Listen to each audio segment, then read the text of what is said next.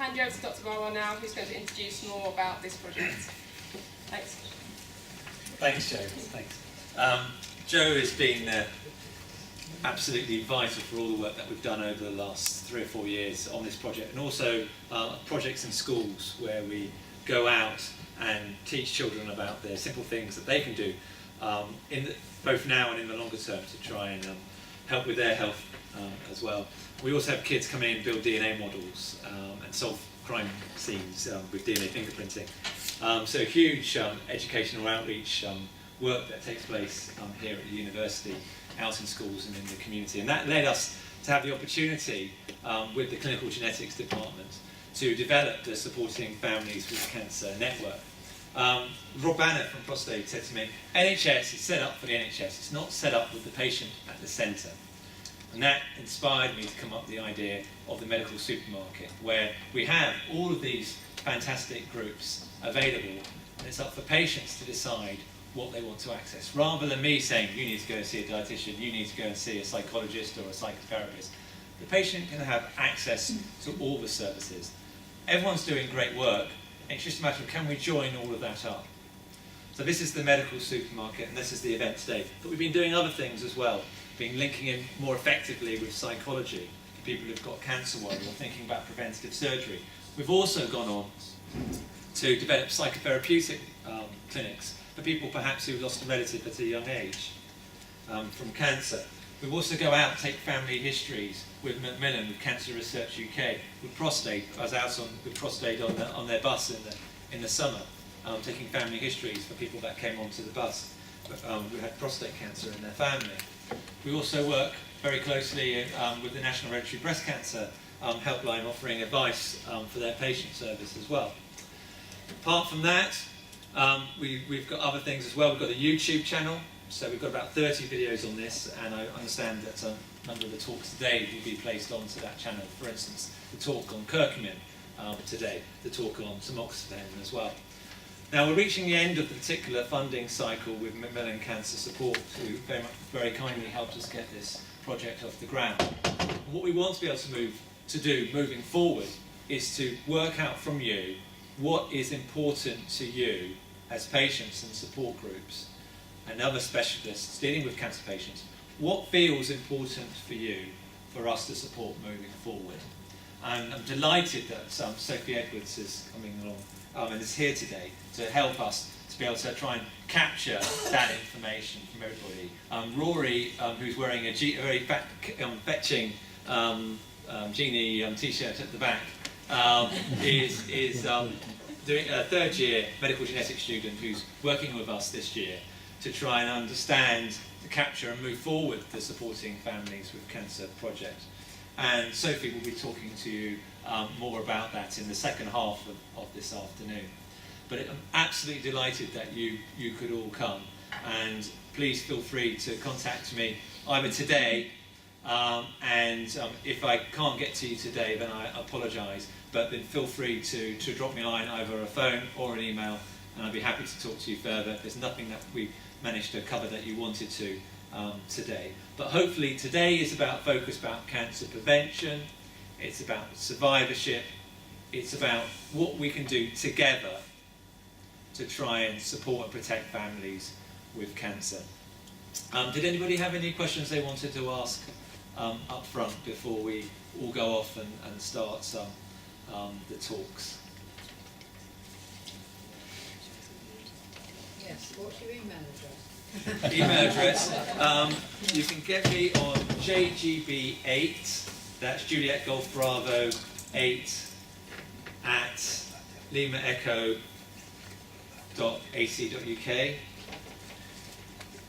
That's probably the best way. That's linked to my BlackBerry, and I only look at it every 10, 12 seconds. It's probably the easiest way. But you can contact me via Google, not that I ever Google myself or anything, that would be wrong, but Google it's easy to catch me. Either that or in the clinical genetics department down at the Royal. So, yeah, we'd be happy to take any questions there.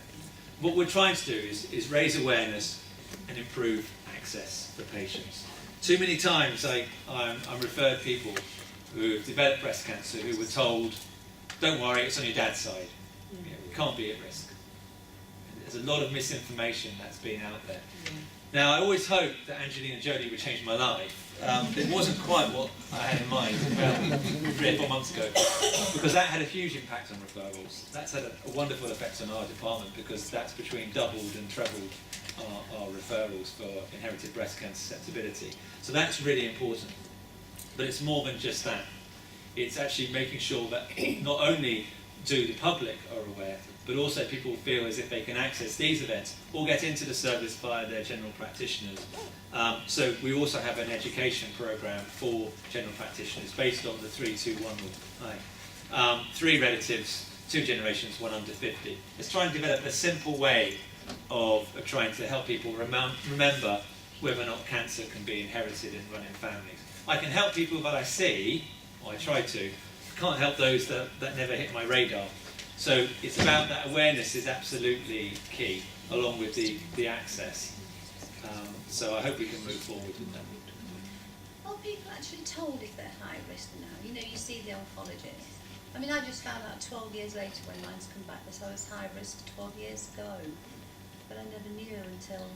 Well, the critical thing is it comes back to basics of asking people, has anybody else in their family been affected? The problem in primary care is that it is national policy not to ask people if they have a family history of breast cancer. Why? Anybody got any answers to? 8 years ago, I was told I was female, therefore I was at risk. All women are at 1 in 8 No, risk. but that's what I was told, and I was never offered any kind of genetic counselling or anything like that. So I don't know whose responsibility is it to say, you know, look, do you want to go down the genetic route? I mean, I haven't got children, but I've got nieces and nephews and brother, and you know, nobody actually said to whose responsibility is it. Is it the surgeon that you see? Is it your GP? Is it the oncologist? Yeah. Who should take ownership of that and say, right, this is what we will do? I think in the future, I think it will be what we call mainstreamed, which will Yeah. mean at the point of diagnosis, Right. that will be part of the workup.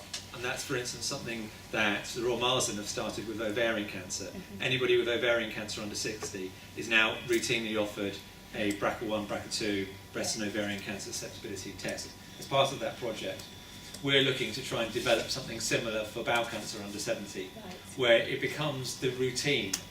For instance, if you have a breast cancer, it's tested for hormonal status, estrogen and progesterone and Herceptin. And that can give a clue as to genetic makeup, but no one thinks of that as a genetic test. Rhesus disease of the newborn, it's mainstream. No one thinks of that as a genetic test, but it's the most common genetic disease. So I think that times are changing, but to reduce human error being involved, I think it will need to become the norm. Yeah. And I think that's partly logistic and financial, but it's partly also, as a community, people need to be feeling a bit more comfortable that genetic tests are actually very similar to having your blood pressure taken or your cholesterol measured or asking someone their age. These are all risk factors. And yes, there are wider implications, clearly, with genetic testing. But while people don't know who's responsible, because the surgeons say, I'm cutting, the chemotherapist is saying, I'm giving drugs, and everybody else says, well, it's not our responsibility, we're too busy. And in a shrinking NHS economy, that could get more difficult. The answer to your question is it's actually the educated people that find it easier to access the service, because they're the ones who are reading articles, who are listening on television or the radio to these stories and actually know how to push. Yeah. It's the people who don't know how to push or aren't aware of it who struggle. And yes, we are making huge progress, but there is huge inequality in access. And that's why reaching out is part of the answer, I think. Can I just say, in my experience, I was diagnosed as third generation breast cancer last October. And it was only a chance comment that my oncologist made saying my daughter would need counselling that made me push for it. And I had to absolutely fight for genetic testing at GP level because they really tried to stop me getting it. And I just wanted to say that was October last year. This sorts of debates is something that Sophie will be sort of helping to lead a bit later on in the afternoon, because those are the stories that are really helpful in trying to help us guide the direction of the project moving forward. Did anybody else have anything they wanted to ask? Hi. In 2000, on my first cancer diagnosis, I was told emphatically by the consultant that I was diagnosed with stage 4 of non-Hodgkin's lymphoma. I was told emphatically that there was no truth in the genetic makeup of people. Obviously, he is totally wrong. No proof in the genetic makeup of people? Sorry, I didn't put the word. Do you mean in terms of non-Hodgkin's or cancer? In terms of cancer, it's not a genetic thing. Right, okay. Well, we think that between 5 and 10% of tumours have a strong inherited component, and about 1% of people carry a very high-risk cancer gene. So I would disagree in saying that tumours don't have an inherited component, because certainly a proportion do. All tumours have genetic changes in them, but most of them aren't inherited. But for instance, lung cancer, it's not necessarily whether or not you smoke, it's how you deal with that smoke is also important. And that ability to deal with those carcinogenic agents, that might be inherited. So even in an environmental disease, there may well be inherited factors involved in how you deal with them. So I would argue, being a geneticist, that genetic factors are important. I would say that there are some tumours which are more likely to be inherited than others. Now, I've just come through my 5th cancer journey in the last, 13 years. All of a sudden, I mean, is this genetic or? Well, we are looking at that. We have a project looking at people with multiple different primary tumours. So we have the ability to look at all 20,000 genes in people with that. So I'll be happy to talk to you later about that, because we might be able to help.